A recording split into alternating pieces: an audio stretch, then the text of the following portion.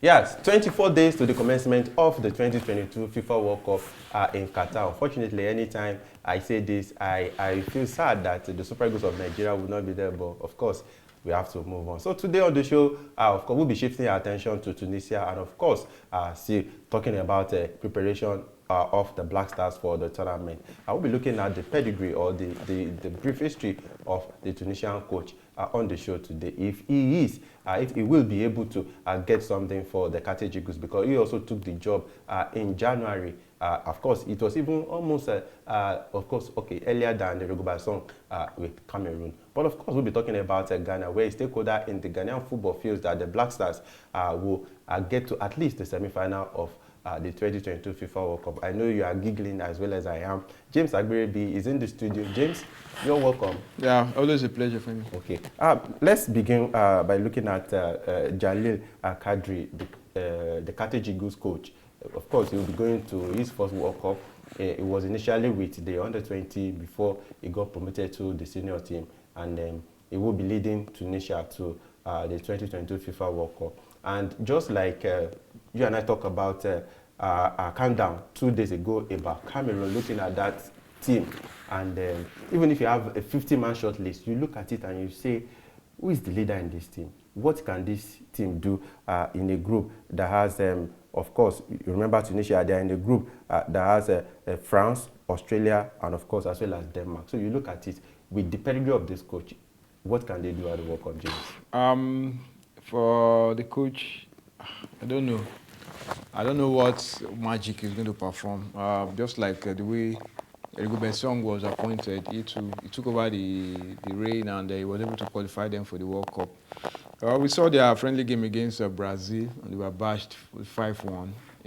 So that was one thing my reservation about the North African teams. When it comes to the same Brazil that you thought the Indomitable Lions can get something. No, against Cameroon has history with Brazil. Cameroon has, at least, apart from... But those are the Cameroonian teams that had... No, Cameroon still have the spirit. They still have that thing about them. But those are the players, don't forget. They have the quality. You're talking about the time when you still have the Samuel, if you're looking at the African representative, teams that you feel can do well for Africa, there's no way you will not involve Cameroon, Ghana, Senegal. It's always... I know it sounds as if one is... I think I will even pick Ghana before Cameroon. If you ask me, after Senegal and Morocco, I think I will pick Ghana before Cameroon. Yeah, well, like I said, the Tunisian team, they tend to just fold up when it gets to the major tournament. Even the playoff, they managed a 1-0 aggregate win over Mali. So to show you how tough it was for them. The only time, if I'm not mistaken, the only time they won a game at the World Cup was 1978 edition in Argentina against Mexico. I think they were the first African team to win a World Cup game.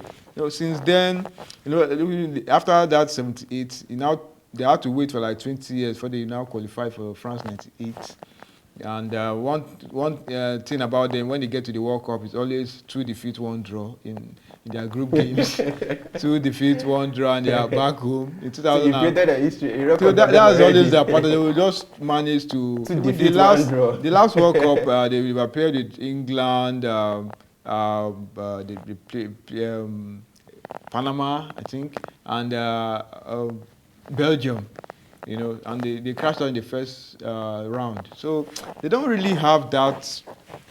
They don't have that pedigree when it comes to the World Cup. But they know how to qualify for the World Cup. Do you think also the fact that their players do not go out to play in Europe apart from Wabi Kazri and which other player again? They don't really have those players that you look up for Sunderland. Yeah, so they don't. Most of their players they play back home. It's either Jaziri also played with both teams. Jaziri, the black top.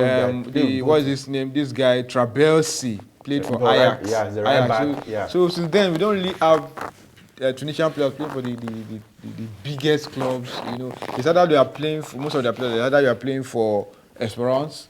They are playing for Etoile du Sahel. So that affects their performance in the World Cup, right? So sometimes you need those exposures. Yeah, I mean, you need those. You need your players, your top players, to go. Fine, your league. You might have a good league where everything runs smooth, but you cannot compare your league with that of the European league, because Europe is the mecca of football, whether you like it or not.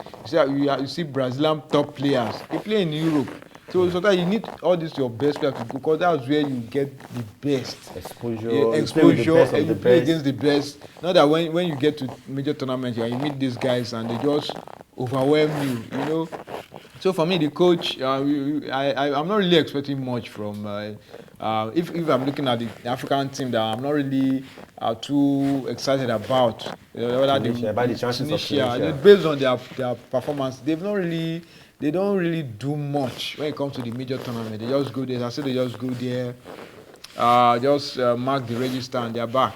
Like I said, 1 defeat, 2 draws, and they are back home. You know, so I've imagined, like I said, their only the victory at the World Cup was way back 1978. Since then, I mean, that's a very, very poor record. So I'm not really expecting much to do. So he will just go there, do his bit, and the group that they are in, they'll play France, play Denmark, and Australia. Fine, they might want to fancy their chances against Australia, but Denmark, France, I mean, it's going to be a tough call for them. Okay, so quickly, a brief lowdown about Kadri. He was first involved with the Carthage Eagles at youth level. Then he took charge of the under-20s in 2007. Then spells with a string of Tunisian clubs followed, while Kadri has also coached different teams in Saudi Arabia. So it's relatively unknown, James. And like we said, I think it was just brought in, just like Robertson, like a normal fire brigade approach, just to which means it's not even different from what Otoado too. He had to be drafted in to rescue the team, and he was able to do that. And you know, the pairings too favored them. You know, one thing about these North Africans, they always have a way of getting during the playoff, right? Yes, they're very good, and you know, sometimes these draws might favor you. They were so lucky that they didn't get teams like Ghana. They get teams like even Nigeria, Cameroon, you know, even maybe their own North African brothers like Morocco, you know. So they all have a way of qualifying for this tournament. You know, they know how to find their way through. But when I get to the major tournament, I mean, that's when they just lose it. The last time the first only time they won the AFCON was on home soil in 2004. Since then, they've not really done much. They've not been to the final, and so that's the story for the Tunisian, the Carthage Eagles. So I'm not really too excited about that. I'm not expecting much from them. Okay, so that's going to be another story for us to look at as we continue countdown to the countdown of African representatives to the World Cup. Because if you look at it, I think about 3 of the 5 coaches that will be taking Africa to the World Cup were brought in, just like James said, to salvage the situation for their national teams. Okay, James, let's talk about, I'm talking about Abdul Salam Yakubu, president of Edubiase FC, a club in Ghana, and he said the Black Stars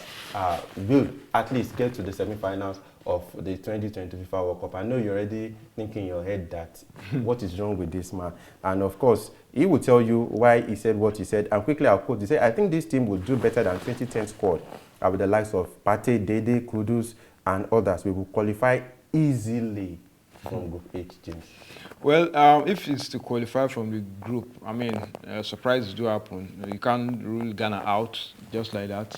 Even the teams that will face them, they know that they have their work cut out. Uruguay, they know they have a history with Ghana. Portugal, too. A very big one at that. A very big one. Portugal, they faced Ghana in 2014. They know what they went through. They had to toil until they were able to get the result. You know, so comparing this team to 20, I know it's the gap is too wide. I mean, that 2010 squad was massive. I mean, the team got to the final of the AFCON. They were so unlucky to lose to Egypt, a very experienced Egyptian side. You know, the team it was a young team. They remember they defeated the Super Eagles in the semi-final. Yeah. You know, so and they now go to the World Cup. They matched all the team. Yeah. They were not overall at all at that World Cup. They matched every team they played. They didn't lose by 2-goal margin at that World Cup. They defeated Serbia 1-0. They drew with Australia 1-1. They lost 1-0 to USA in the last group. No, they lost to Germany. And they defeated US in the, I think, the round of 16. In the round of 16, they defeated US. Then the quarterfinal, remember what happened. So for Abdul Salam Yakubu, well, his own, that's how he feels, that's what he sees about the team. Everybody is entitled to their own opinion. And he thinks that the Portuguese national team centers around Cristiano Ronaldo because he said, I quote, he said their leader isn't active like before. Cristiano Ronaldo in 2014 isn't the same as now. South Korea isn't a football nation. Uruguay has also Suarez and Cavani, who are not dangerous like before, so we can qualify at their expense. That was in an interview with West Gold Radio. Yeah, if it has to do with qualifying from the group, yeah, Ghana, if they put their hearts together. You're also optimistic? Yeah, they can qualify from the group. You can't just rule Ghana out like that. I mean, they have what it takes. Those teams, they will be wary of Ghana too. Forget about the friendly games, rather they've been struggling now. They want to, like, they know that they can't take Ghana lightly. So for them, it's whether they will get to the semi-final, I doubt it. But the most important thing is, first of all, get out of the group first. Then from there, anything can happen. So for me, I don't want to share into his own, you know. You don't want Ghanaians to come for you, right? No. No, you just have to look at the team. I mean, the way they've been playing, they've been struggling. But we just hope that when it gets to the World Cup, they'll be able to gel and pick and, you know, go. But whether they will get to the semi-final, that's another kettle of fish. So my particular fear is that this Otoado team is very premature, kind of. They've not even played together for almost up to 6 months. Of course, the FIFA calendar has not given them the opportunity to gel together. That's actually my team, except if they will go to the World Cup and use it as a learning curve and continue to keep these players, whether Otoado remains or not. The new coach coming will, of course, just take over from where Otoado maybe might have left proceedings. That is where I think this team can actually make progress. James Agberebe, thank you for coming on the show. Thank you for me. So please watch out for our countdown, 23 days to the World Cup tomorrow. Of course, like we said, every day we'll continue to bring you news as regarding the preparation of African teams for that tournament. And of course, in about 2 weeks' time, we expect clubs around the world to release players for the tournament. Until tomorrow, I remain Olufemi Ashaolu. Bye for now.